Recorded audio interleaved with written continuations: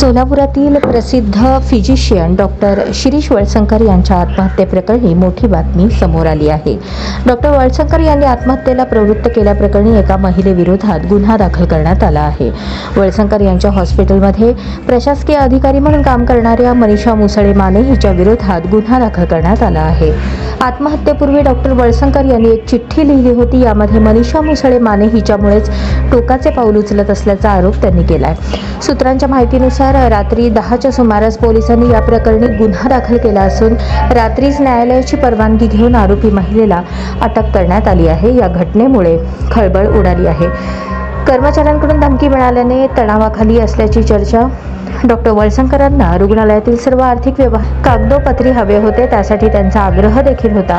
पण आजकाल रुग्णांकडून उपचारासाठी रक्कम कोणतीही नोंद न करता स्वीकारली जात होती. या संदर्भात त्यांनी आक्षेप नोंदवला होता, पण त्यांचं कोणी ऐकत नव्हतं. जी महिला कर्मचारी अशी रक्कम स्वीकारत होती तिला डॉक्टर वळसंकरांनी कामावरून काढून टाकलं होतं. पण नंतर या महिला कर्मचाऱ्याने कामावरून काढल्यानंतर आत्महत्या करण्याची धमकी डॉक्टरांना दिली होती.